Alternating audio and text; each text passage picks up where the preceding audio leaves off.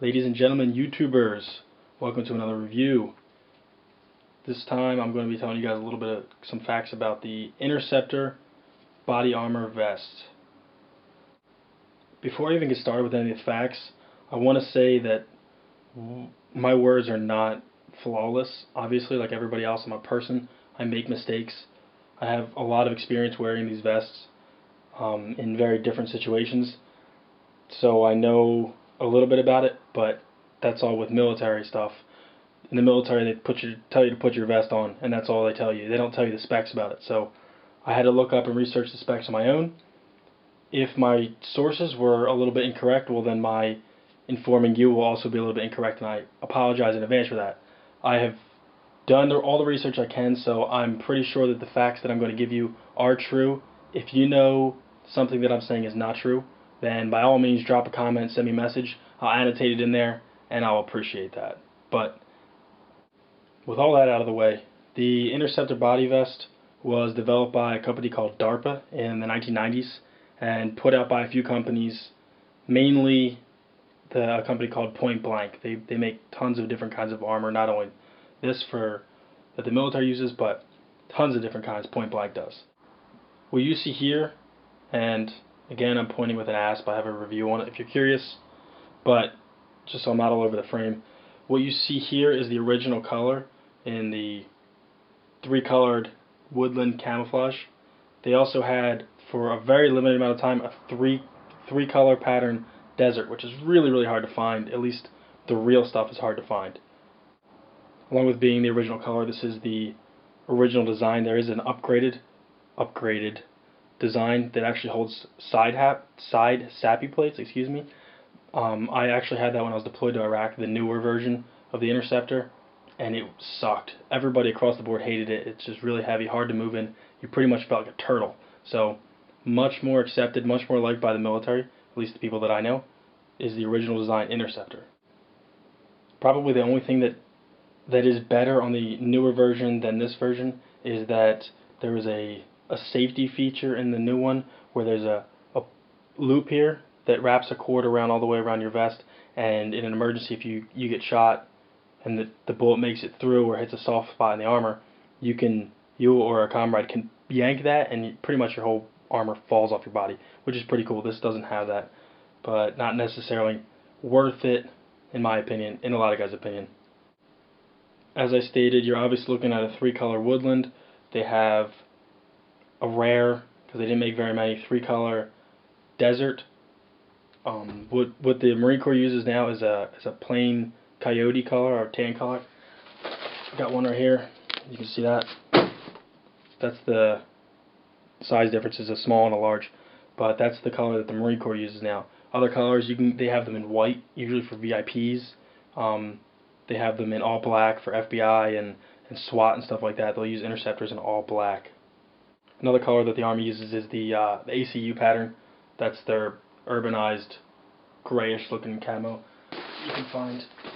But basically, my point is that you can get them in bunches of different colors.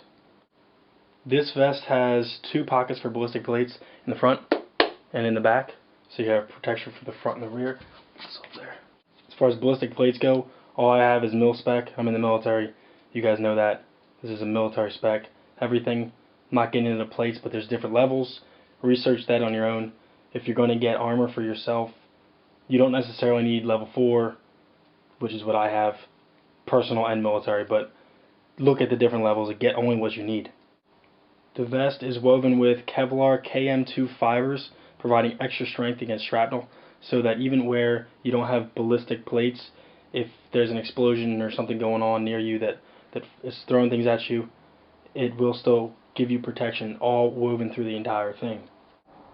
According to DARPA, the designers and makers of this, even without ballistic plates, just on the Kevlar woven material, will actually stop a 124 grain full metal jacket 9mm bullet at 1400 feet per second with minimal deformation.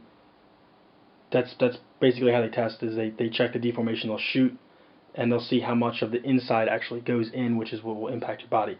So those specs, a 9mm 124 grain, 1400 feet per second, The vest alone will actually will save your life from that without plates, which is very good to know.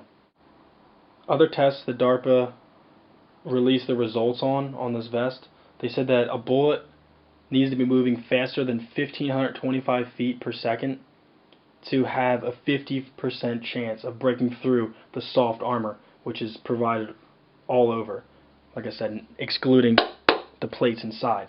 So there's still protection even if you don't have plates. Not a lot, but some, because 1,525 feet per second isn't really that fast. Many bullets are going to do that, so keep that in mind. Like I said, for military and law enforcement spec stuff, you're going to have SAPIs front and back if you got the newer. You're going to have sides. Hopefully you don't, because like I said, it sucks. But those plates, those level 4 plates, ceramic plates, will stop a 7.62, which is an AK-47 round. That's traveling at 2,700 feet per second, 2,750 exactly, feet per second. They are constructed of boron carbon ceramic with a spectrodynamia shield backing that breaks down projectiles and harsh momentum. So big technical talk, but that's what they say. It's a special combination of materials that when you get shot, when a bullet hits it, it basically breaks down the bullet before it can get through and hit your body. It's still going to hurt. You're still going to get bruised, knocked down, the wind knocked out of you, but that bullet is not going to go through you and therefore most likely save your life. As far as size and weight, a medium vest, like I said, you're looking at a small here. I'll throw this on in the end so you can see it on a person. Not that I expect you guys haven't seen this on a person, but just for informational purposes. A medium weighs 16.4 pounds. That's with 2 plates. Breaking that down, your vest is going to weigh 8.5 pounds. Each plate is 4 pounds. So it's really not too heavy considering the amount of protection it gives you. If for whatever reason you're considering buying body armor for yourself or your family, whatever it might be, you might work in security and need a vest, and you're considering the Interceptor, take note. Some places, it's actually several parts. You've got your vest right here, as you see. You've got a throat protector. Behind it, you've got a neck protector. Down here, a groin protector. Obviously, you don't need them, but they're good to have. Some places will include them, other places will not. So check with your distributor that you're buying it from and see if the throat, the neck, and the groin protector are included or if you have to buy them separate. I don't even know if it really needs mentioning, but you have MOLLE attachments, webbing on the front and the back, so you can attach gear to it. I suggest that if you're going to be wearing this, you actually get a MOLLE vest that is sized to go over top of it. That way you can take it on and off. You don't have to worry about it. It's more of a pain in the butt to take that stuff on and on than it's really worth. But you have it on the front and the back. You see the back? A little bit there, not a whole lot. Mostly adjustment back there, but you've got it. So, just some things to note, that you do have that capability with the Interceptor vest.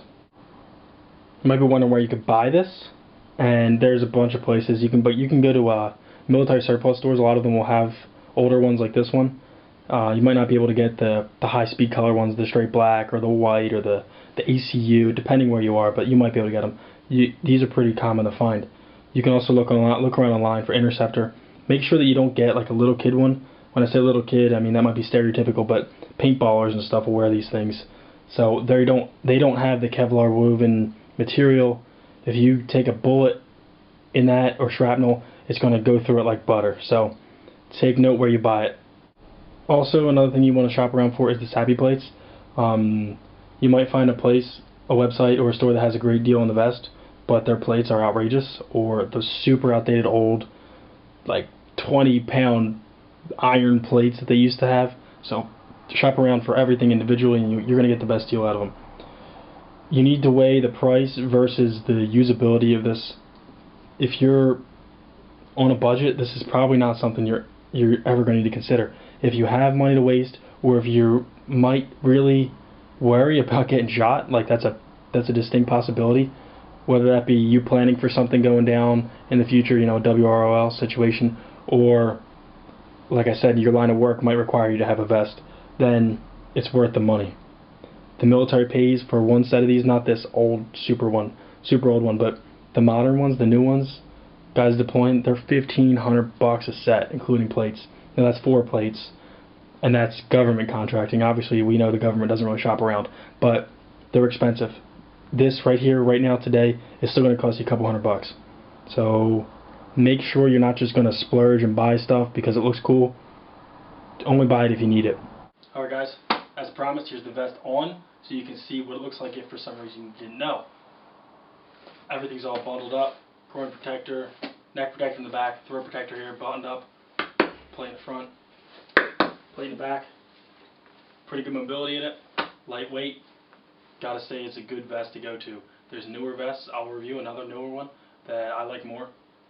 My personal vest, still a mil-spec vest, but if you're on a little bit of a budget, not saying these things are cheap, you already know that, but could be a good option.